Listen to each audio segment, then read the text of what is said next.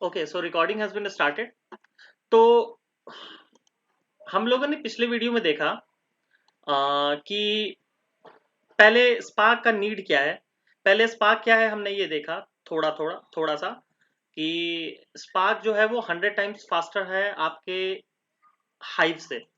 ठीक है। और हाइव जो है 10 टाइम्स एटलीस्ट फास्टर है आपके आरडीबीएमएस सिस्टम से।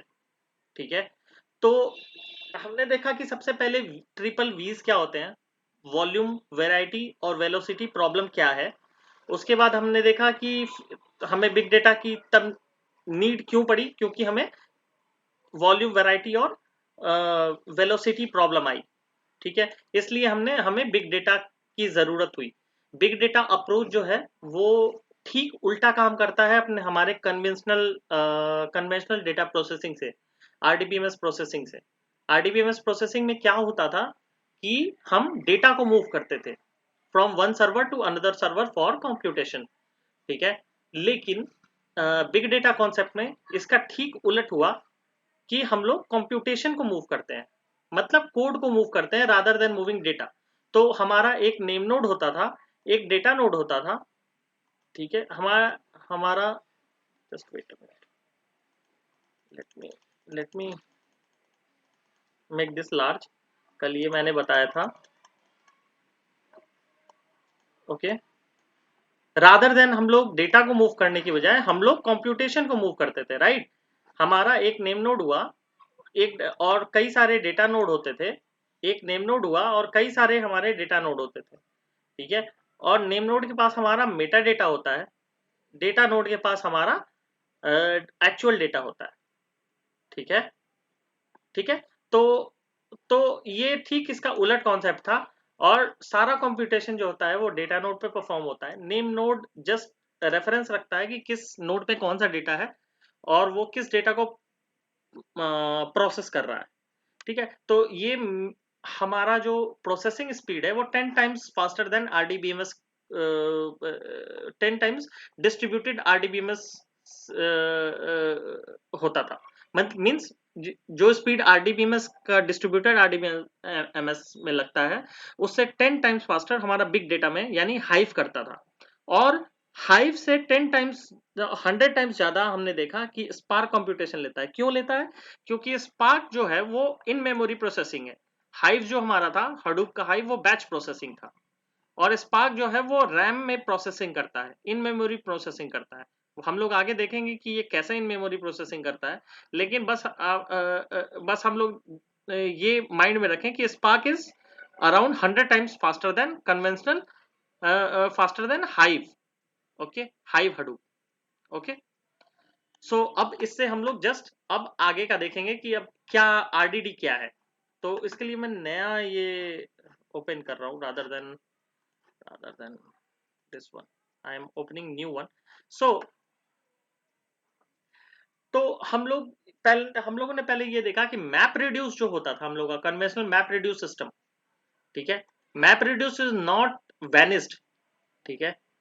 मैप रिड्यूस जो हमारा फ्रेमवर्क था वो कंप्लीटली गया नहीं है। हाइव आज भी यूज होता है। ठीक है। लेकिन अभी क्या है कि हम लोग स्ट्रीम डेटा पर ज्यादा फोकस करते हैं। ठीक है। Rather than batch processing. Batch भी होता है प्रोसेसिंग यूज, काफी जगह होता है, काफी जगह क्या होता ही है। लेकिन हम लोग स्ट्रीम डेटा, कुछ ऐसा फ्रेमवर्क हम डिमांड करते हैं जिसमें बैच और स्ट्रीमिंग दोनों हो। एंड स्पार्क इसको पूरा करता है। ठीक है। तो स्पार्क इंजन बहुत ही पावरफुल है। स्पार्क इंजन में, हाँ, स्पार्क आज के जमाने में सिर्फ और सिर्फ आजकल स्पार्क ही चलता है। तो स्पार्क जो है, क्या हो गया ये? ओके। तो स्पार्क जो है, spark was discovered by Mato Jaharia. Mato Jaharia, I think I'm spelling him correct. Spark inventor.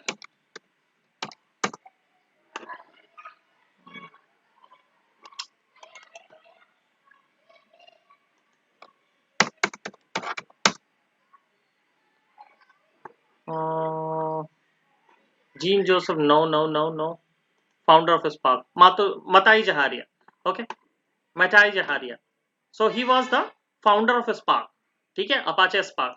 और इसी बंदे ने आज का सबसे पॉपुलर फ्रेमवर्क, सबसे popular tools tool framework Databricks का भी ये ऑनर है, ठीक है, डेटाब्रिक्स का भी ये ऑनर है, मताई जहारिया, ओके, मताई जहारिया, ये डेटाब्रिक्स का भी ऑनर है, ठीक है, फाउंडर है, और स्पार्क का भी ये फाउंडर है, तो ही इज द गाई, ठीक है। तो स्पार्क जो है ये बताना जरूरी था, क्योंकि without him spark was even not introduced, so he is the main guy who has the mastermind under uh, uh, mastermind of Spark and Databricks. Okay, so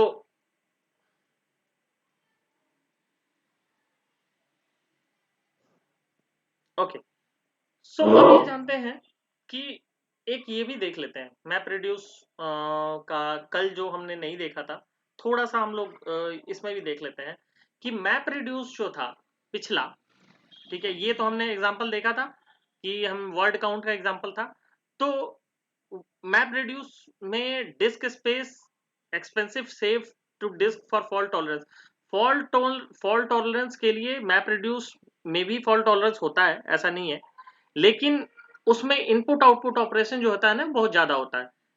spark में इनपुट आउटपुट जो operation होता है वो comparatively बहुत less होता है, तो इसलिए हमें स्पार्क जो है वो बेटर परफॉर्मेंस देता है, ठीक है।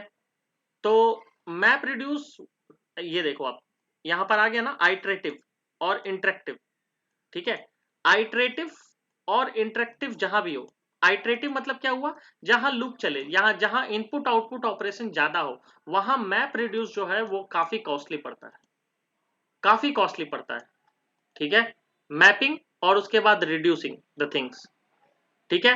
मैपिंग द थिंग्स क्या था, जैसा कि हमने वर्ड काउंट एग्जांपल बताया, मैं मैप रिड्यूस का आपको एक एग्जांपल आज फिर रिवीजन किए देता हूं। मैप रिड्यूस का, मैप रिड्यूस क्या है, नेहा आप since you are new to it, so let me tell you how map reduce work, ठीक है। तो मैप रिड्यूस का मैं एक एग्जांपल लेता हूं so that you will be more clear about map reduce कि ये है क्या। तो जैसा कि let's consider an example, cat, rat, bat, bat, bat, rat,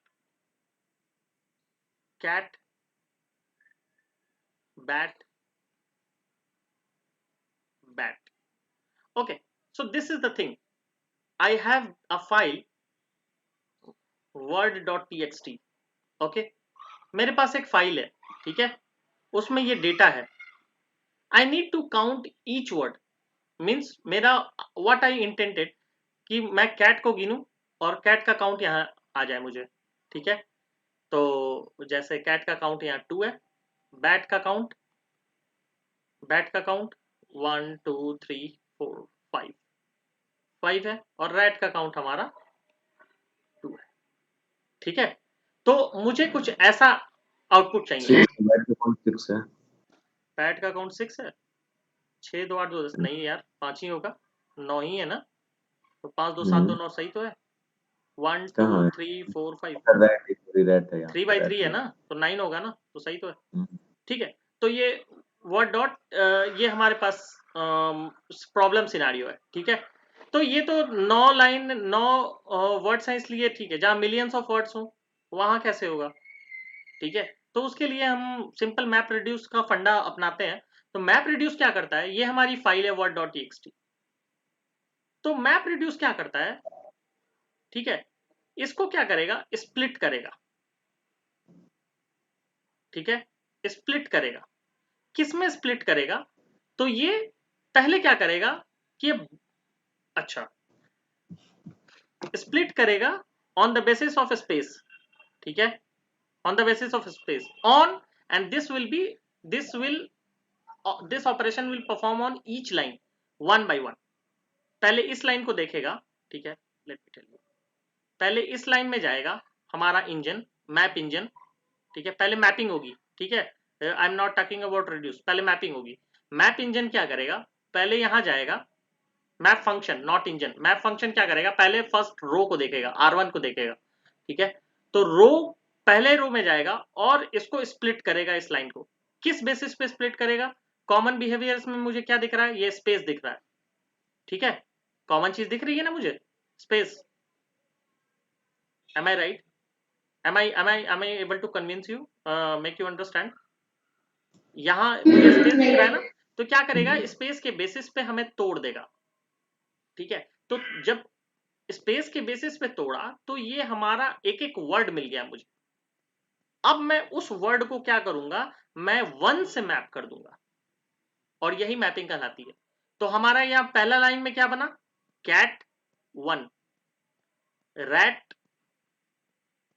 1, ठीक है, टपल में टूट जाएगा ये, bat 1, are you getting this, ये पहला लाइन हुआ, this is the first line, ठीक है, सिमिलरली हमारा सेकंड लाइन टूटेगा, बैट 1 R2, राइट, अब हमारा ये R2 टूटेगा, ठीक है, अब बोलते जाओ, आप लोग बोलते जाओ, so that I can understand that you are getting this point.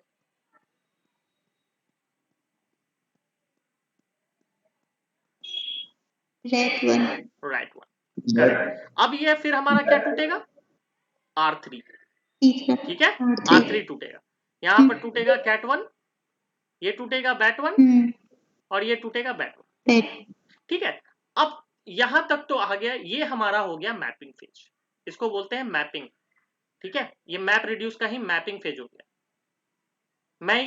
हमने क्या देखा, आई रिपीट, हमने एक प्रॉब्लम सिनेरियो देखा, हमने, हमारा प्रॉब्लम सिनेरियो क्या है कि हमें वर्ड काउंट करने हैं फाइल के, ठीक है, हर एक फाइल में जितने भी वर्ड्स हैं उसके हमें ऑकरेंस बताने हैं, फ्रीक्वेंसी बताना है कि कितनी बार है, ऑकरेंस बताने हैं, ठीक है, ये 9 आपको दिख रहा है, ये 9 वर्ड्स हैं, इसलिए आप फटाक से बता दिए, ठीक है, अगर ये मिलियंस ऑफ वर्ड्स रहते, बिलियंस ऑफ वर्ड्स रहते, ठीक है, तो आप क्या करते, तो आपका आरडीबीएमएस सिस्टम भी हैंग कर जाता, ठीक है, कोई फायदा नहीं आरडीबीएमएस में, ठीक है, और आपका कोई भी सिस्टम रहता वो हैंग कर जाता, तो ये जो प्रोसेसिंग जो होगी ना बिग डेटा में, यूं होती है, चुटकियों में होती है, ठीक है, और स्पेशली स्पार्क में तो ये विद इन सेकेंड्स होती है, ये फायदा है स्पार्क का, ठीक है, तो अभी हम लोग फिर कन्वेंशनल मैप रिड्यूस ही देख रहे हैं, ठीक है, मैप रिड्यूस ही देख रहे हैं, उसके बाद हम लोग जब स्पार्क का आर्किटेक्चर देखेंगे तो हम लोग देखेंगे कि स्पार्क में यही चीज कैसे प्रोसेस होती है थ्रू ट्रांसफॉर्मेशन एंड एक्शंस, ठीक है, तो पहले मैप रिड्यूस देख रहे हैं, जो कन्वेंशनल हडूप की प्रोसेसिंग थी, हमारा हडूप बिग डेटा जो कॉन्सेप्ट है, वो बिग डेटा कॉन्सेप्ट ये मैप रिड्यूस पर ही बेस्ड था, ठीक है, तो मैप रिड्यूस को हम लोग देख रहे हैं। अब क्या हुई, अब हमारी चलती है शफलिंग, ठीक है, सेकेंड फेज क्या चलेगी, शफलिंग, शफलिंग एंड सॉर्टिंग, ठीक है, शफलिंग एंड सॉर्टिंग, तो इसको शफलिंग ही मान लो। शफलिंग क्या होती है, ये क्या होगा, सिमिलर डेटा खोजेगा, ठीक है, तो ये क्या करेगा, कैट कैट जैसा जो होता है ना वो सिमिलर डेटा खोजेगा, ठीक है, अब मैं इसको क्या करता हूं, इसको शफलिंग सॉर्टिंग एंड रिड्यूसिंग कर देता हूं, मैं तीसरा स्टेप नहीं ले रहा, मैं 2 ही स्टेप में इसको रिजॉल्व कर रहा हूं, ठीक है, तो ये क्या करेगा, सफलिंग सॉर्टिंग एंड रिड्यूसिंग, तो सफलिंग एंड सॉर्टिंग में क्या करेगा, एक जैसे ग्रुपिंग करेगा, ठीक है, तो कैट को ये खोजेगा, ठीक है, शफल करेगा, कैट कैट और है, कैट और है, कैट और है, तो ये क्या करेगा, कैट को, या जितने कैट वाले हैं ये यहां आ जाएंगे, ठीक है, पहले पहले पहले जगह पर आ जाएंगे, ठीक है, 2 ही थे कैट वाले, एक यहां है, ये देखो, कैट एक यहां है और एक यहां है, ठीक है, तो ये दोनों यहां हमने ग्रुप कर दिया, ठीक है, और फिर उसके बाद बैट वाले हैं, तो बैट वन इसी तरह बैट वाले जितने हैं वो आ जाएंगे, ठीक है, बैट वन और बैट वन, ठीक है, 5 बैट वाले यहां आ गए, ठीक है, और उसके बाद रैट वन आ गया, ठीक है, तो ये हम बेसिकली इस प्रोसेस को बोलते हैं हम लोग रिड्यूस बाई की। इस प्रोसेस को बोलते हैं रिड्यूस बाई की। ठीक है, की हमारा हो गया कैट, ठीक है, इसमें की हो गया कैट और 1 हो गया वैल्यू। ठीक है, की वैल्यू पेयर में बटा होता है, ये भी की वैल्यू ही पेयर में बटा होता है मैपिंग। ये मत सोचना कि ये की वैल्यू पेयर में नहीं होगा, इसमें भी कैट की है 1 वैल्यू है। और यहां पर हमने क्या किया, रिड्यूस बाई की, मतलब कि की के बेसिस पे हमने रिड्यूस किया। मतलब in SQL, general SQL term you are calling it as group by. ठीक है, ग्रुप बाई, आपने सीक्वल पढ़ा होगा तो सीक्वल में आपको ये ग्रुप बाई में दिखता है। Got my point? ठीक है, तो ये फाइनल। अब हम रिड्यूस बाई की में एक लगाएंगे प्लस, प्लस साइन।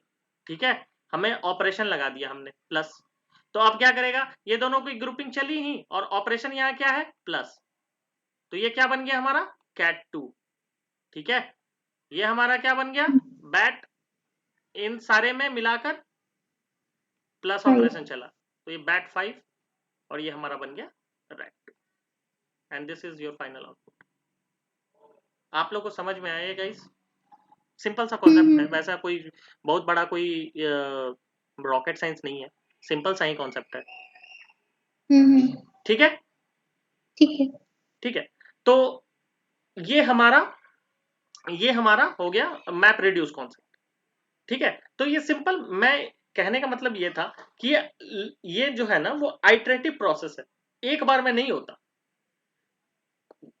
है ना, ये बार बार बार बार जाएगा नेम नोड के पास, बार बार बार बार ये जगह ढूंढेगा, शफलिंग करेगा, सॉर्टिंग करेगा, तो ये आइटरेटिव प्रोसेस है। ठीक है, तो ये एक्सपेंसिव है, हर जितनी बार आइटरेशन चलेगा उतनी बार हमारा कॉस्टिंग काउंट होगा। ठीक है, तो ये मैप रिड्यूस में हमारा ड्रॉबैक था। और दूसरा इंटरेक्टिव प्रोसेस, आपको जैसे इंटरेक्टिव प्रोसेस, आपको इंटरेक्ट करना है, आप जैसे कोई साइट पर गए, आपको हर सेकंड रिजल्ट चाहिए। ठीक है, जैसे आपको हर सेकंड, जैसे कोई आईपीएल का मैच चल रहा है, ठीक है, आईपीएल का मैच चल रहा है तो, या फिर कोई भी मैच चल रहा है, आपको बॉल बाय बॉल रिजल्ट चाहिए।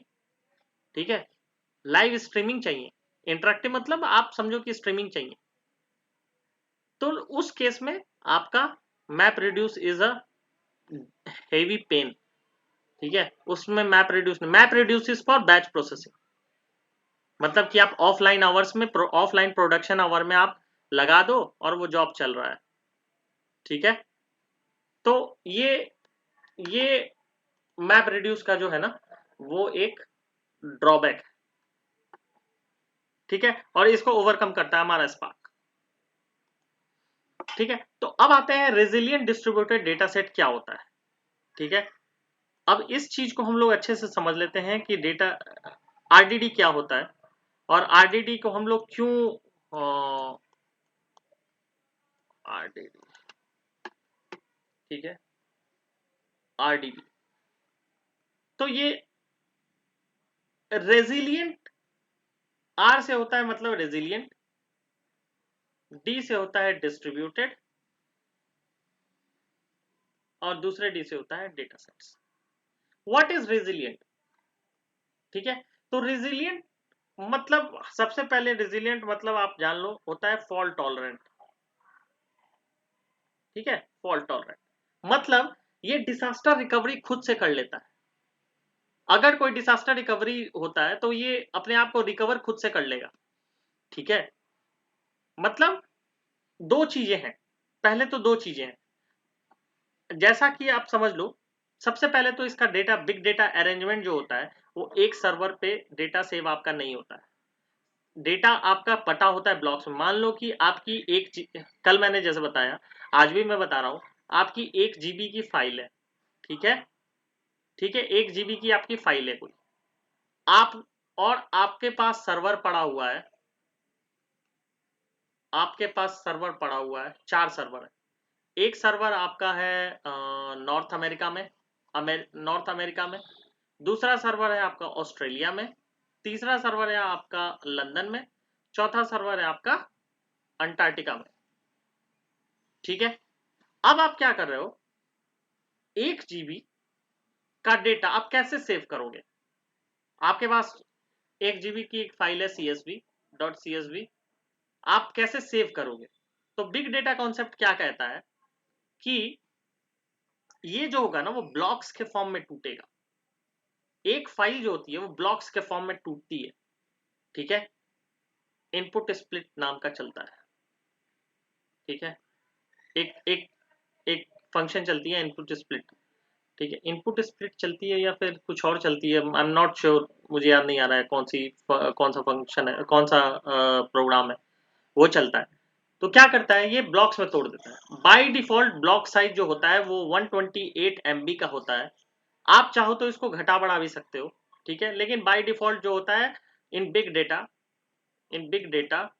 मीन्स हडूप, ठीक है, या फिर स्पार्क भी, ये 128 MB को सपोर्ट करते हैं बाय डिफॉल्ट। एक ब्लॉक, 1 ब्लॉक, ठीक है। तो ये ब्लॉक मतलब block is nothing but partition, ठीक है। आप कंफ्यूज मत हो जाना ब्लॉक और पार्टीशन में। तो ये 1 GB की फाइल जो है ब्लॉक्स में टूटेगी। कितने, अब 1 GB मतलब कितना MB हो गया, 1024, राइट। 1024 MB होता है ना 1 GB मतलब, राइट, ठीक है। तो हमको इसको, और एक ब्लॉक हमारा 128 MB का होता है, तो टोटल कितने ब्लॉक्स बनेंगे, आप डिवाइड कर दो, तो ये 8 ब्लॉक्स बनेंगे, ये 8 ब्लॉक्स बनेंगे, ठीक है।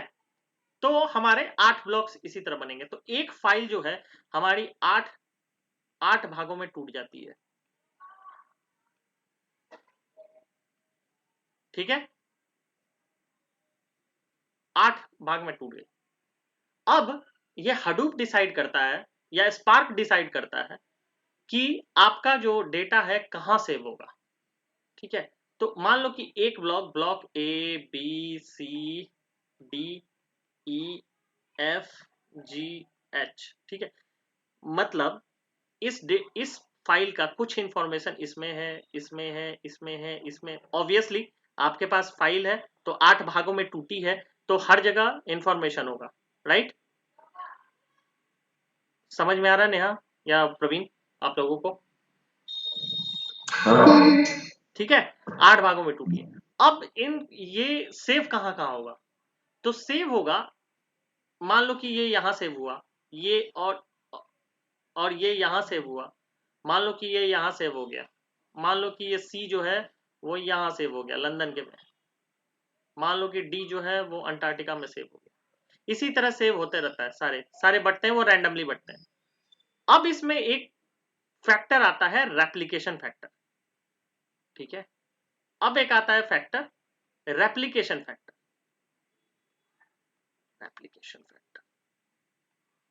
मतलब आपका हर एक ब्लॉक कितना रेप्लिकेट होगा, कितना डुप्लीकेसी उसकी होगी, ठीक है। तो इंडस्ट्री साइज मतलब कितना उसका कॉपी बनेगा। तो इंडस्ट्री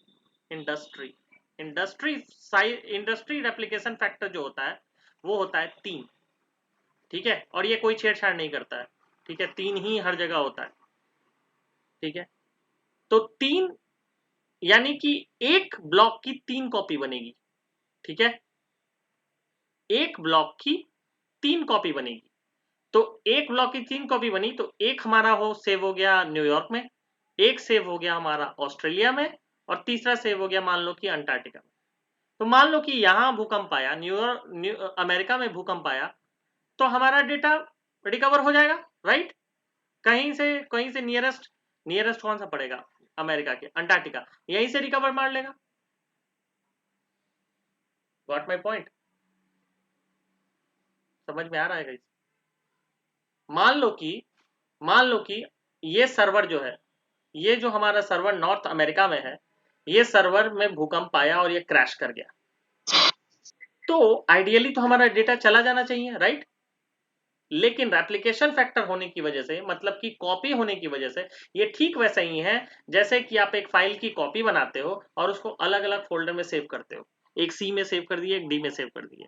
मान लो कि आपका D ड्राइव क्रैश कर गया, तो आप अपने फाइल को C ड्राइव से रिकवर कर सकते हो, राइट, क्योंकि सेम कंटेंट है ना बाय दोनों जगह। डिफॉल्ट बाय डिफॉल्ट सबका मतलब 3-3 कॉपी बना के सेव बिल्कुल करेगा। बिल्कुल बाय डिफॉल्ट सबका 3-3 बनाएगा हर एक ब्लॉक का। एक एक ब्लॉक एक फाइल जो है जो 1 GB की है वो टूट गई 8 भागों में और इन 8 का 3-3 रेप्लिकेशन फैक्टर होगा, यानी कि टोटल नंबर ऑफ ब्लॉक्स कितने होंगे 1024 डिवाइडेड बाय 128 मल्टीप्लाइड बाय 3। ठीक है, यानी कि टोटल 24 ब्लॉक्स बनेंगे। ठीक है, तो ये 8 ब्लॉक हमने ऐसे बनाया और इनके कॉपीज बनते बनते 24 ब्लॉक्स बनेंगे और ये 24 ब्लॉक्स रैंडमली नहीं, ये स्पार्क डिसाइड करता है या फिर हडूप डिसाइड करता है कि कहां सेव होंगे। It's not us to decide. ठीक है, ये कॉन्सेप्ट समझ में आया फॉल्ट टॉलरेंस का? ठीक है ना, समझ में आ गया ना? तो यही है रेप्लिकेशन फैक्टर। और रेजिलिएंट क्या होता है? रेजिलिएंट एक तो रेजिलिएंट के दो पार्ट्स होते हैं। रेजिलिएंट जो होता है, रेजिलिएंट वर्ड जो होता है वो दो पार्ट में बटा होता है। एक तो रेप्लिकेशन फैक्टर हो गया जिसके थ्रू ये रिकवर करेगा। ठीक है, रेप्लिकेशन फैक्टर हो गया। दूसरा जो है ये एक मेथडोलॉजी फॉलो करता है लीनेज ग्राफ का। ठीक है, लीनेज ग्राफ का। ठीक है, मतलब एक फाइल है, मान लो कि एक फाइल है जिसको हम लोग रीड कर रहे हैं, तो ये एक आरडीडी में रीड कर रहे हैं। मान लो कि ये आरडीडी है। अब इस आरडीडी पर हम लोग कोई ऑपरेशन नहीं परफॉर्म कर सकते हैं, मतलब कि इस आरडीडी पर कोई ऑपरेशन परफॉर्म नहीं कर सकते। तो एक आरडीडी से हम लोग दूसरी आरडीडी बनाते हैं और इस पर फिर ऑपरेशन परफॉर्म करेंगे और तीसरी आरडीडी बनाएंगे। ऐसे ऐसे कर करके हम लोग फाइनल आउटपुट तक जाएंगे। तो अगर बीच में हमारा ये क्रैश होता है तो ये हम लोग फिर से रिकवर इसको ऐसे कर सकते हैं। तो एक रेजिलिएंट का मतलब ये भी होता है कि ये रिकवरेबल है, मतलब कि हमारा जो डेटा है वो लॉस नहीं होगा। ठीक है, वो रिकवर कर जाएगा। ठीक है, मतलब कि डेटा में कोई इफेक्ट नहीं आता। डेटा में वो तो हमारा रेप्लिकेशन फैक्टर से भी रिकवर नहीं करेगा। नहीं, दैट इज, मान लो कि स्पार्क चल रहा है, मान लो कि स्पार्क जॉब चल रहा है, वो that is not that concept. मान लो कि कोई स्पार्क जॉब चल रहा है, ठीक है, स्पार्क जॉब बीच में फेल कर गई। ठीक है, मान लो कि स्टेज 1 पर ये आरडीडी बना हुआ है, इसी आरडीडी से दूसरा आरडीडी स्टेज 2 पर निकला है, इसी आरडीडी से तीसरा आरडीडी स्टेज 3 पे निकला है। मान लो कि लाइट कट गई या फिर कुछ भी हो गया, स्टेज 3 फेल कर गया। ठीक है, तो हमें वापस से यहां जाने की जरूरत नहीं है, ये स्टेज 2 से ही रिकवर कर लेगा। इसको बोलते हैं लीनेज। ठीक है, और हमारा सेम डेटा रहेगा तो रिकवरेबल होता है। ठीक है, तो रेजिलिएंट एक ये भी, इसका रेजिलिएंट का मतलब एक ये भी होता है। ठीक है, तो रेजिलिएंट मतलब एक तरह से समझो कि एक रिकवरेबल है। तो दोनों सेंस में हम लोग इसको समझ सकते हैं। एक तो रेप्लिकेशन फैक्टर के थ्रू जो कि मेन है, इंपॉर्टेंट है। दूसरा लीनेज के थ्रू हम लोग, लीनेज मतलब क्या होता है? वंश। ठीक है, वंश होता है ना, तो आप उसको मतलब कि ग्रैंडफादर, फादर फादर, इसी तरह फादर सन, इसी तरह से हम लोग जो भी इनके इसके इसके प्रॉपर्टी है, इसको इससे पहले वाले आरडीडी से रिकवर कर सकते हैं। इसका मतलब ये जो है ये it's like save point in हाँ, ओरेकल। बिल्कुल बिल्कुल बिल्कुल, एकदम करेक्ट, एकदम करेक्ट। सही सही सही, बिल्कुल सही। आप सेफ पॉइंट है, मतलब समझ लो कि सेफ पॉइंट है। ठीक है, सेफ पॉइंट मतलब कि लास्ट सेफ पॉइंट से आप रिकवर कर सकते हो। ठीक है, इसका यही मतलब हुआ। ठीक है, तो आप इसको ऐसा ही समझ लो, सेफ पॉइंट। ठीक है, तो ये हो गया हमारा रेजिलिएंट का मतलब। मैं इसको थोड़ा खींच इसलिए रहा हूं ना कि ये एक बार समझ में आ गया ना तो अच्छी चीज है ये आगे के लिए आपको जब डेटाब्रिक्स बताऊंगा तो ये बहुत ज्यादा वो क्लमसी नहीं रहेगा। ठीक है, तो हम्म, ठीक है। तो और दूसरा ये डिस्ट्रीब्यूटेड है, मैंने जैसे बताया कि ये डिस्ट्रीब्यूटेड है, ब्लॉक्स में बटा होता है, और ब्लॉक्स जो होता है वो अलग अलग सर्वर पे आपका सेव होता है। ठीक है, ठीक है। और ये डेटा सेट्स है, ठीक है, मतलब एक डेटा सेट से दूसरा डेटा सेट निकल गया। ठीक है, तो ये is it basically I mean hard drive और व्हाट आई मीन क्या है? ये सर्वर हार्ड ड्राइव में होते हैं। ये ब्लॉक्स जो होते हैं, हाँ, ब्लॉक्स जो होते हैं अभी टेम्पररी होते हैं, टेम्पररी जाकर यहाँ जब सेव होते हैं तो ये हार्ड हार्ड से, सेव होते हैं, मतलब कि हार्ड डिस्क में जाके सेव होते हैं। अच्छा, तो आरडीडी को हम कैसे मतलब समझे कि RDD is like something that is hard drive, hard disk, नहीं, hard drive hard something? RDD जो होता है ना वो कंप्लीटली रैम पर प्रोसेस होता है। ओके, ठीक है, ओके, ओके। फिर वो एक्चुअली प्रोसेसिंग होने के बाद सेव होता है वो। प्रोसेसिंग जब अ, हो जाएगा ना तो उसके बाद हम्म, ये नहीं, नहीं नहीं आप समझे नहीं, that is not the hmm, case. मैं बताता हूँ, स्पार्क जो होता है ना थोड़ा अलग तरीके से काम करता है। स्पार्क में है ना कि आपकी ये फाइल है, ठीक है, ये फाइल को आपने अपने हडूप इन्वायरमेंट पे रखा, ठीक है, तो ये हडूप इन्वायरमेंट का जो रिस्पॉन्सिबिलिटी है, हडूप आर्किटेक्चर क्या हुआ कि हडूप आर्किटेक्चर या फिर आप एज्योर पे रखो चाहे एडब्ल्यूएस पे रखो, सारे के सारे एक ही तरीके से काम करते हैं। ठीक है, चाहे वो हडूप, मैं फिर से दौड़ा दूं, चाहे वो हडूप हो गया, ठीक है, चाहे वो एज्योर क्लाउड हो गया, जिसको आप एडीएलएस स्टोरेज कहते हो, ठीक है, अरे यार, जिसको आप ADLS Azure data lake services, data lake storage कहते हो, चाहे वो एडब्ल्यूएस S3 हो गया, S3 का नाम आपने सुना होगा, ठीक है, ठीक है, सिंपल स्टोरेज सर्विस, ठीक है, simple storage service AWS S3, चाहे वो गूगल स्टोरेज हो गया, जीएस हो गया, गूगल स्टोरेज हो गया, ठीक है, तो ये सारे जो कॉन्सेप्ट सेम है, ठीक है, कॉन्सेप्ट नहीं बदलता है। हडूप में कहां पर सेव होता है, एसडीएफएस पे सेव होता है, हडूप डिस्ट्रीब्यूटेड फाइल सिस्टम, ठीक है। आप इसको हडूप बोल लो या एज्योरे बोल लो या एडब्ल्यूएस S3 बोल लो, एडीएलएस मतलब व्हेन आई एम सेइंग एज्योरे एडीएलएस, या फिर एडब्ल्यूएस S3, या फिर गूगल गूगल गूगल स्टोरेज को आई डोंट नो क्या कहा जाता है, ठीक है, शायद जीएफएस कहा जाता है, ठीक है, और नहीं तो इसको एसडीएफएस बोल लो, ठीक है, सब सेम है, ठीक है। तो ये जब स्टोरेज की बात आती है तो स्टोरेज में सारे के सारे एक जैसे काम करते हैं, ठीक है, वो सेव आपका होगा ब्लॉक्स में।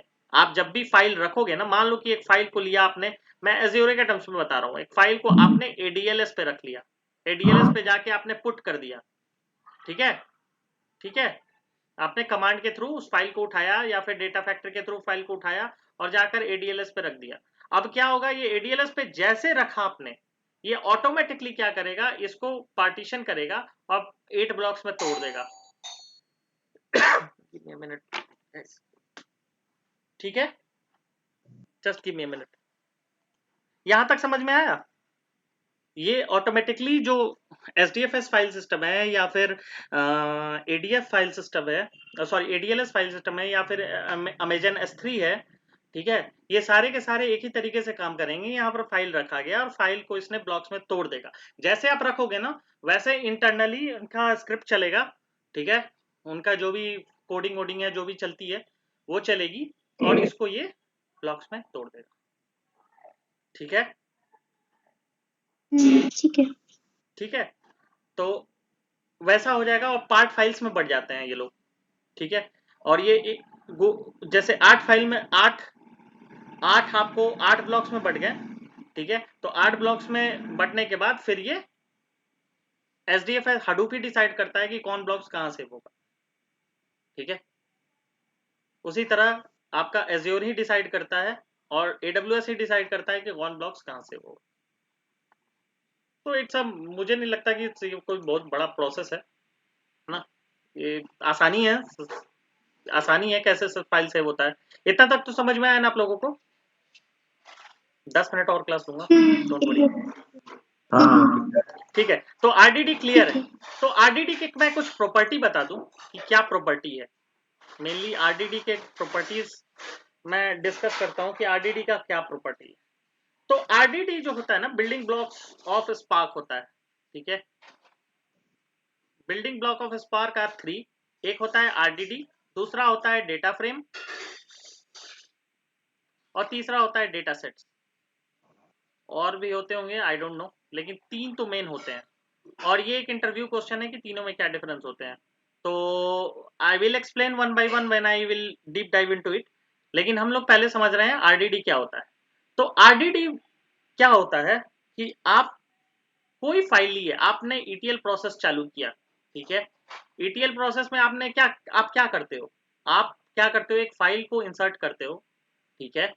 और ये आपके सिस्टम में आता है, जैसे SSIS या SSRS जो भी है, SSIS इंटीग्रेशन पैकेज में आता है, ठीक है। या फिर आप ओरेकल यूज करते होगे तो ओरेकल एक्सटर्नल टेबल का कॉन्सेप्ट आपने सुना होगा। एक्सटर्नल टेबल में ये आएगा, ठीक है। और क्या होगा कि ये रीड करेगा इस फाइल को, ठीक है। रीडिंग चलेगी पहले, ठीक है। उसके बाद इस पर हम लोग सबसे पहले स्टेजिंग टेबल्स बनते हैं, ठीक है। स्टेजिंग टेबल बनते हैं। स्टेजिंग टेबल पर क्या हमारा चलता है, ट्रांसफॉर्मेशन चलता है, राइट, ठीक है। और फिर हमारा जो बनता है वो बनता है फाइनल टेबल, जिसको बोलते हैं हम लोग रिपोर्टिंग लेयर। ये तो रिपोर्टिंग टेबल, जिसके ऊपर हमारा डैशबोर्ड होता है। यही होता है ना normal ETL process, if I am not wrong, ठीक है। यही होता है ना। एक फाइल आई जो कि CSV में हो या TXT में हो या वॉट एवर इट इज, या डॉट डॉट XLS में हो, कुछ भी, किसी भी चीज में हो, वॉट एवर इट इज, ठीक है। इस पर हम लोग एक या तो कोडिंग करेंगे, ठीक है, या तो कोई कोड चलाएंगे, या फिर एक्सटर्नल टेबल टाइप कुछ यूज करेंगे, ठीक है। या तो SSIS पैकेज इतना स्मार्ट है कि इसको रीड करके और ये टेबल में डाल देगा, ठीक है। ऐसा ही होता है ना Neha, if I am not wrong, ठीक है। SSIS, हाँ, ये पैकेज इतना स्मार्ट है कि ये अंदर अंदर ये कोड चला देगा, ठीक है। और ओरेकल एक्सटर्नल टेबल इसी पर रीड करता है, ठीक है। और ठीक है, इसके ऊपर फिर ये एक टेबल के फॉर्म में हमें मिल जाएगा, और उस टेबल पे हम लोग स्टेजिंग टेबल एक बनाएंगे, और स्टेजिंग टेबल के बाद हम लोग उस पर स्टेजिंग टेबल पर ट्रांसफॉर्मेशन परफॉर्म करेंगे, और हम लोग फाइनल टेबल ये बनाएंगे जो कि रिपोर्टिंग टेबल होगा। तो आरडीडी क्या करता है, आरडीडी बस हमारा यहीं पर काम करता है। यही यही ये वाला जो है ना, हमारा आरडीडी ही परफॉर्म करता है, ये वाला जो, ठीक है। क्या करेगा, फाइल को ना, फाइल के डेटा को एक वेरिएबल में सेव कर लेगा, ठीक है। एक वेरिएबल में सेव करेगा फाइल के डेटा को। अब इस वेरिएबल पर आपको जो भी ऑपरेशन परफॉर्म करना हो वो करो, ठीक है। तो हमारा सेम केस हुआ, यहां हमने टेबल के फॉर्म में इसमें डेटा लिया। हाँ हाँ बोलो। तो सकता है ऐसे ही हो गया ना, जैसे पाइथन में हम डेटा फ्रेम में मतलब फाइल का डेटा सेव कर लेते हैं तो उस पे। एग्जैक्टली वही हुआ। तो आरडीडी जो क्या है, वो एक कन्वेंशनल वे है, ठीक है। कन्वेंशनल वे है। हम लोग टेबुलर फॉर्मेट में ना सेव करके हम लोग एक जनरल फॉर्मेट में, जैसे फाइल जैसे रो वाइज सेव कर रहे हैं बस, ठीक है। ठीक है, लाइन बाय लाइन हम लोग उसको प्रोसेस कर रहे हैं, बस यही है। तो जनरल फॉर्मेट, कभी कभार आरडीडी भी यूजफुल होती है, ठीक है। आपको जहां पर कोई कॉम्प्लेक्स ऑपरेशन परफॉर्म करना हुआ, तो जो डेटा फ्रेम में नहीं आप पॉसिबल है, तो आपको आरडीडी में कन्वर्ट करना पड़ेगा, और आरडीडी के थ्रू आपको मैपिंग करनी पड़ेगी, और लूप के थ्रू आपको प्रोसेस करना पड़ेगा, जो कि डेटा फ्रेम में पॉसिबल नहीं है। तो काफी सारे केसेस होते हैं जिसमें आरडीडी आपको जरूरी होती है, जरूरी होता है, क्योंकि ये जो होता है ना, आपको सीरीज, आपको इन द फॉर्म ऑफ, आप सीरीज बोल सकते हो, सीरीज के फॉर्म में डेटा देता है, line by line, line by line, ठीक है। तो ये आपका डेटा एक वेरिएबल, मैं कहने का मतलब है कि डेटा एक वेरिएबल के फॉर्मेट में आपको दे देगा। प्रवीण, समझ में आया आपको? हाँ ठीक है। ठीक है। और उसके बाद आप on the top of that variable आप कुछ भी परफॉर्म करो, ठीक है। आप कुछ भी कोई एक्शन परफॉर्म करो, ठीक है। तो इसकी एक और प्रॉपर्टी है कि आरडीडी जो होता है वो इम्यूटेबल होता है, इम्यूटेबल होता है। मतलब ये टपल ये एज अ टपल के टपल होता है, एकदम ठीक समझो कि आप टपल होता है, टपल जैसा यूज होता है ना, आपने ट्यूपल पढ़ा है ना, टपल, ये पाइथन का ऑब्जेक्ट है, ठीक है, पाइथन डेटा ऑब्जेक्ट है टपल, जैसे कि 2 3 ये हो गया आपको टपल, ये इम्यूटेबल होता है, इसमें आप कोई एडिटिंग परफॉर्म नहीं कर सकते हो, ठीक है, जबकि आप लिस्ट में कर सकते हो, ठीक है, आप चाहो तो इसको अपडेट कर सकते हो, 3 को 4 बना सकते हो, लेकिन आप टपल के ऑब्जेक्ट्स को नहीं बना सकते हो डायरेक्टली, ठीक है, 3 को 4 नहीं बना सकते, हाँ कुछ वे हैं, कुछ आप जुगाड़ भिड़ा कर सकते हो, इसको पहले लिस्ट में कन्वर्ट करो, फिर चेंज करो, फिर उसको टपल में कन्वर्ट करो, लेकिन आप डायरेक्टली नहीं कर सकते हो टपल के ऑब्जेक्ट को ऑब्जेक्ट। उसी तरह आरडीडी आप समझ लो कि एक तरीके से इम्यूटेबल टपल है, ठीक है, एक तरह से वो वही सीन है, इम्यूटेबल है, मतलब इसको आप एडिट नहीं कर सकते आरडीडी, ठीक है। तो हमने समझाया कि इम्यूटेबल है, दूसरा ब्लॉक्स में रहता है, ब्लॉक्स और पार्टीशन में आप कंफ्यूज मत होना, एक ही वर्ड है, चाहे आप ब्लॉक्स बोल लो चाहे पार्टीशन बोल लो, एक ही चीज है, ठीक है, तो आप कभी भी कंफ्यूज मत करना कि ब्लॉक्स अलग है और पार्टीशन अलग है, ब्लॉक्स और पार्टीशन एक ही वर्ड है, ठीक है, दोनों सिनोनिम है, ठीक है, ये जो ब्लॉक का बटा है ना, ये पार्टीशन है, एक्चुअली में इसको पार्टीशन बोल लो ब्लॉक बोल लो एक ही चीज है, ठीक है, ठीक है, ठीक है, तो 5 मिनट और लूंगा। आप लोगों को समझ में आ रहा है ना, मतलब कि ऐसा तो नहीं है ना कि मैं कुछ तेज भाग रहा हूँ या फिर, नहीं ठीक है, ठीक है ना, तो अच्छा, ये जो होता है ना आरडीडी जो होता है ना, वो काफी ज्यादा यूज होता है, उसमें आरडीडी में आप मैप ज्वाइन जो ऑपरेशन है, मैप ऑपरेशन है, जैसे मैप ऑपरेशन ज्वाइन ऑपरेशन काफी आसानी से परफॉर्म कर सकते हो, ठीक है, rather then in data frame, ठीक है, तो ये ज्यादा आसानी से परफॉर्म कर सकते हैं, हाँ डेटा फ्रेम हमारे कोडिंग के पर्पज से ज्यादा यूजफुल है, ठीक है, और रीयूज के लिए हम इसको कैश आराम से कर सकते हैं, ये कैश मेमोरी में रह जाता है आसानी से, ठीक है, तो नेक्स्ट देख लेते हैं, और ये हमने बता दिया कि मैप रिड्यूस से कैसे बेटर है, ठीक है, मैप रिड्यूस से ये बेटर है, ये हमने बता दिया, तो जो मैपिंग में क्या, ये तो वही दिया है यार, this is of no use, this is also of no use, fault recovery मैंने बता दिया कि फॉल्ट रिकवरी है, हम लोग इसको रिकवर कर सकते हैं थ्रू रेप्लिकेशन फैक्टर और लीनेज, ठीक है, ये लीनेज है, आ गया ना लीनेज, ये आ गया ना लीनेज, ठीक है, तो लीनेज ग्राफ जो है वो बनता है इसमें, तो आप एक आरडीडी से दूसरा आरडीडी बना सकते हो, दूसरा से तीसरा, जैसे आप जैसे मैंने डेटा फ्रेम के क्लासेस में आप लोगों को बताया था कि एक डेटा फ्रेम से आप दूसरा डेटा फ्रेम बना सकते हो, राइट, तो आप मान लो कि डेटा फ्रेम 1 बनाए, उससे डेटा फ्रेम 2 निकाले, तो डेटा फ्रेम 2 पर आप जो भी ऑपरेशन परफॉर्म करते हो that will not effect data frame 1, right, है ना, तो बस वही कॉन्सेप्ट है, आप ये लीनेज परफॉर्म करता है, आप आरडीडी 1 में क्या, आरडीडी 2 में क्या ऑपरेशन परफॉर्म कर रहे हो, इसका कोई लेना देना नहीं है आरडीडी 1 से, ठीक है, तो इसलिए ये आसानी से आप आरडीडी 2 अगर मान लो कि क्रैश भी कर जाता है तो आप उसको फिर से बना लो आरडीडी 1 से,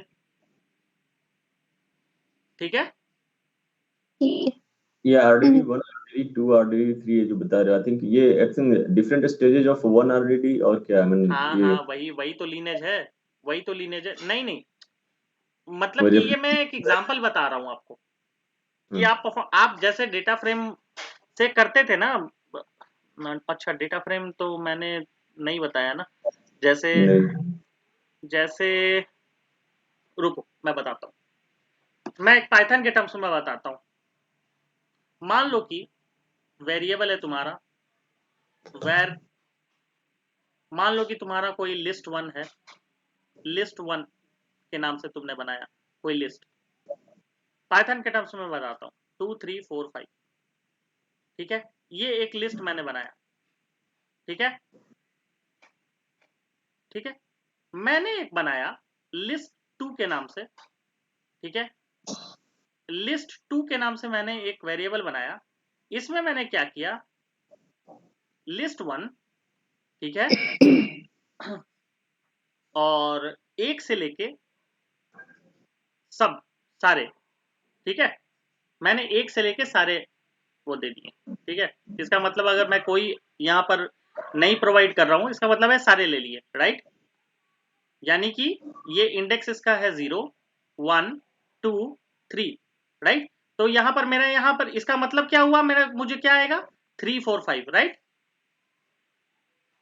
3, 4, 5 आएगा ना। yes. पाइथन भूल गए क्या? नहीं ठीक है, इट्स फाइन। कहने का मतलब इंडेक्सिंग लिस्टिंग में चलती है, राइट। मुझे समझाने दो अच्छे से। ये ठीक है, इसका इंडेक्स क्या हुआ, लिस्ट का 0 हुआ, राइट। इसका इंडेक्सिंग 1 हुआ, इसका 2 हुआ, इसका 3 हुआ, राइट। तो आप लिस्ट 1 ऑफ इंडेक्स करते हो 1, 2, अगर आप यहाँ कुछ भी प्रोवाइड नहीं करते हो, ठीक है, तो आपका ये सारा, अरे यार कर देने दो, रुक जाओ। हाँ ठीक है, यहाँ n-1 करते हो ना, तो यहाँ 4 आएगा, ठीक है। अब ये 4 क्यों आया, समझ में आया? हाँ वो तो ठीक है, उसको की जरूरत नहीं था, ठीक है, फाइन।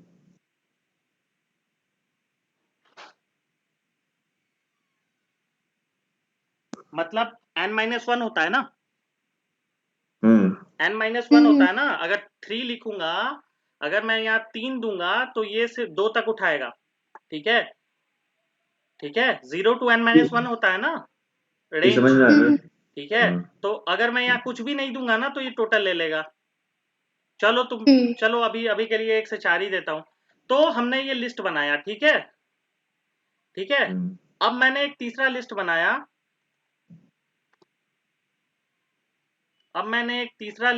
लिस्ट 3। अब मैंने क्या किया,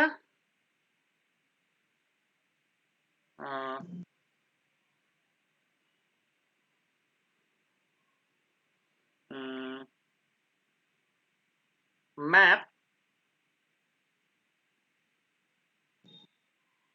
पावर ऑफ, अरे यार क्या करूं मैं, एक काम करता हूं, पूरे लिस्ट पर लगा देता हूं, पावर ऑफ लिस्ट 2 और 2 कर देता हूं। आई थिंक ये काम करना चाहिए, नहीं तो इस पर लैम्डा लगाना पड़ेगा। बट मोर और लेस आप ये समझो कि मैंने इसको स्क्वायर कर दिया, इसके एलिमेंट को, ठीक है। मैंने 3 लिस्ट बनाया, ठीक है, मैंने 3 लिस्ट बनाया। अब अगर मेरा लिस्ट 3 के टाइम जो जॉब चल रही है वो फेल कर गई, ठीक है, तो क्या ये लिस्ट 1 मेरा फेल हो जाएगा? मेरा सवाल यही है। नहीं, फेल क्यों होगा? नहीं फेल होगा ना, दैट इज माय पॉइंट, नहीं फेल होगा ना। तो आरडीडी बस यही है, आपने एक आरडीडी 1 से आपने कोई ट्रांसफॉर्मेशन परफॉर्म किया आरडीडी 2 पर, राइट। फिर आरडीडी 2 से आपने निकाला आरडीडी 3, राइट। तो आरडीडी 3 मान लो कि आपका फेल कर गया, तो आपका आरडीडी 1 तो फिर भी बना रहा ना, क्यों? और ये आरडीडी 1 है, फाइल से रीड कर रहा है, तो मेन आरडीडी आपका नुकसान पर कोई इफेक्ट नहीं पड़ेगा, इवन आरडीडी 2 पर भी कोई इफेक्ट नहीं पड़ेगा, सिर्फ आरडीडी 3 फेल होगा, यही कहा जा रहा है। सेम चीज है बेसिकली आरडीडी जो डिफरेंट आरडीडी 1 के अलावा 2, 3, 4, 5 जो बना रहे हैं, दैट इज एक तरह से वो सबसेट ऑफ मेन आरडीडी। हाँ, ऐसा सबसेट कह लो, कॉपी कह लो, सबसेट कह लो, कॉपी कर लो, कुछ भी कह लो। मान लो कि आरडीडी 1 से आरडीडी 2 आप बना रहे हो, तो अगर आप कॉपी करना चाहते हो तो आप कॉपी कर लो, आरडीडी 2 में कॉपी कर लो, आरडीडी 2 इक्वल टू आरडीडी 1 कर दो, है ना। तो क्या होगा, आरडीडी 1 के डेटा उसमें कॉपी हो जाएंगे आरडीडी 2 में। तो आप आरडीडी 2 पर आप नहीं छेड़ना चाहते हो आरडीडी 1 को, तो आप रहने दो इसको ऐसे ही कैसे ही, और फिर आरडीडी 2 पर आप ऑपरेशन परफॉर्म करो, मतलब कुछ भी है, नंबर ऑफ सब, not only subset, it works as a copy as well, ठीक है, ठीक है। तो no cost if no failure, मतलब कि फेलियर नहीं होगा तो आपका कुछ जाएगा नहीं, कहने का मतलब ये है ना। और simply recompute the lost partition. मतलब इसमें कहने का मतलब ये है कि आपका अगर जॉब फेल होगा, तो ऐसा नहीं है कि ये आरडीडी 1 से कंप्यूट करेगा, नहीं, आपका आरडीडी अगर 3 फेल हुआ तो आपका कंप्यूटेशन कहाँ से आपका रिकवर होगा, आरडीडी 2 से होगा। समझ में आया मेरी बात? मतलब कहने का मतलब कि मान लो कि इस पर x प्लस वाई चला और आरडीडी 2 बना, इस पर y प्लस जेड बना और आई आरडीडी 3 बना, ठीक है, तो आपका आरडीडी 3 फेल हो गया तो आपको x प्लस वाई दोबारा से चलाने की जरूरत नहीं है, आप सिंपली y प्लस जेड चलाओ। मतलब कि सिंपली आप आरडीडी 2 से ही रिकवर कर लो, आपको वहां जाने की जरूरत नहीं है आरडीडी 1 पे।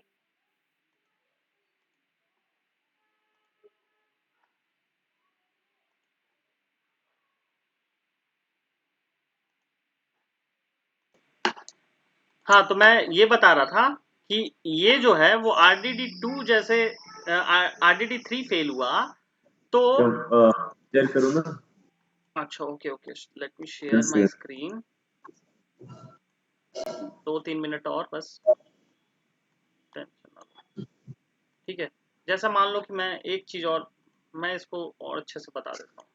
जैसा मान लो कि आप देखो आरडीडी क्या होता है, आरडीडी की सबसे अच्छी क्वालिटी होती है कि आरडीडी जो होता है वो रैम पर प्रोसेस होता है, ठीक है, ये हार्ड डिस्क वाला बात नहीं है, ये रैम हो गया, ठीक है, ये प्रॉपर रैम है। मतलब कि आपने फाइल को रीड किया, ये फाइल को रीड किया तो रैदर देन मैप रिड्यूस में क्या होता था, मैप रिड्यूस जो होता था वो एक्चुअल डेटा नोड पे काम करता था और डेटा नोड जो है वो हार्ड डिस्क में सेव होता है ना, उसको वहाँ डेटा नोड के सारे डेटा हार्ड डिस्क में सेव होते हैं, वो डिस्क वाइज प्रोसेसिंग करते हैं, ठीक है। ये आरडीडी जो है वो ना रैम पर प्रोसेसिंग करता है, क्योंकि ये एक वेरिएबल है ना, ऑब्वियसली ये एक वेरिएबल है, ये फाइल से रीड किया, ये आरडीडी बना, मान लो कि आरडीडी 1 बना, अब ये आरडीडी से 1 से कोई ट्रांसफॉर्मेशन लगा, कोई इस पर हम ऑपरेशन लगाया हमने और आरडीडी 2 बना, फिर हमने आरडीडी 2 से ऑपरेशन कोई लगाया, वो आरडीडी 3 बना, ये सब रैम पर ही प्रोसेस हो रहे हैं, ठीक है, राइट। ऑपरेशंस इन रैम, सब कुछ रैम में प्रोसेस हो रहा है, स्पार्क मतलब रैम, ठीक है, सब कुछ रैम पे ही प्रोसेस होगा, कुछ भी हार्ड डिस्क पर प्रोसेस नहीं हो रहा है, ट्रांसफॉर्मेशन जितने भी चलेंगे सारे रैम में प्रोसेसिंग होंगे, ठीक है। ओके, तो हमने एक ट्रांसफॉर्मेशन लगाया, यही तो स्पार्क का क्वालिटी है कि ये सारे रैम पर प्रोसेस करता है, ठीक है, और इसके लिए स्पार्क के लिए तगड़ा रैम चाहिए, ठीक है। तो अगर आरडीडी 3 फेल हुआ गलती से भी, ठीक है, तो इसको वापस से आरडीडी 1 से आपको रिकवर करने की जरूरत नहीं है, क्यों करेगा, ये ऑलरेडी रैम में पड़ा हुआ है आरडीडी 2, है ना, तो ये आरडीडी 2 से रिकवर कर जाएगा, तो टाइम बचा ना, टाइम और हमारा कॉस्टिंग दोनों बचा, राइट। राइट, ये समझ में आएगा इस आपको, आई थिंक इससे clear example I can't give,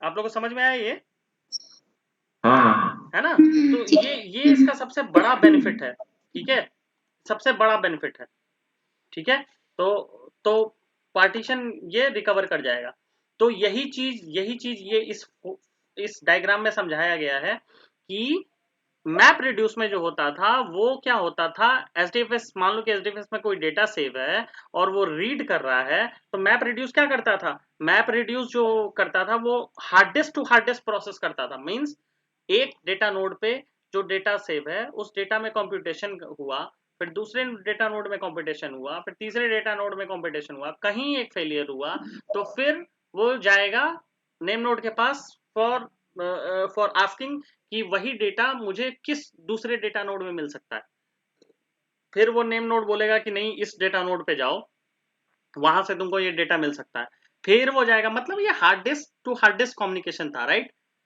लेकिन आरडीडी में ऐसा केस नहीं है, आरडीडी में अगर कोई ट्रांसफॉर्मेशन करना है, नॉट एक्शन, ट्रांसफॉर्मेशन कोई करना है तो ट्रांसफॉर्मेशन जो होगा एक आरडीडी से दूसरे आरडीडी, दूसरे आरडीडी से तीसरे आरडीडी, लेकिन ये सारे कैश मेमोरी में चलेंगे, मतलब रैम में चलेंगे, ठीक है, और रैम में चलने का से फायदा ये होगा कि ये विद इन सेकेंड्स होंगे, विद इन नैनो सेकेंड्स होंगे, ठीक है, ठीक है। आई नो गाइस ये थ्योरी क्लास थोड़ी लंबी होगी बिकॉज बिकॉज थोड़ा थ्योरी आप लोग समझ ले। मैं initially I was hoping that कि थ्योरी मैं कम बताऊं, लेकिन ये बता रहा हूं, so this is quite helpful. ठीक है, ठीक है। ठीक है। तो ये जरूरी डायग्राम मैंने आपको मतलब ऑलरेडी बता दिया अभी के थ्रू। लीनियज ग्राफ बनता है हमारा एसडीएफएस से आरडीडी में मैप रीडिंग होती है, उसके बाद मैपिंग से अगर हम लोग मैप से चलाते हैं तो दूसरी आरडीडी मैप ट्रांसफॉर्मेशन परफॉर्म किया हमने, दूसरी आरडीडी बनी, और उसके बाद जब हमने फाइनल रिड्यूस किया तो तीसरी आरडीडी बनी। एक मतलब कि दूसरा रिड्यूस ट्रांसफॉर्मेशन चलाए तो तीसरी आरडीडी बनी। तो ऐसे ऐसे हम लोग आरडीडी बना सकते हैं। ये वैसा कोई ग्राफ नहीं है, एक आरडीडी से दूसरा आरडीडी ही सिर्फ बनाया हुआ है। ठीक है, ये भी बता चुका है RDD track the graph of transformation, मतलब एक आरडीडी से दूसरी आरडीडी ठीक यही ग्राफ है। ठीक यही चीज मैंने बताया अभी के अभी जस्ट। ठीक है, they are lineage to rebuild lost data. ठीक है, ठीक है। ठीक है। अब ये चीज जो है मैं अगले क्लास में बताऊंगा कि आरडीडी ऑपरेशंस, तो ट्रांसफॉर्मेशन क्या है, एक्शंस क्या है, ये मैं अगले क्लास में बताऊंगा। I know this is 1 hour almost past 1 hour. So so अगली क्लास में हम लोग देखेंगे transformation and action. So the viewers who are watching this video, please do like, subscribe and press the bell icon for further notification. Thank you very much.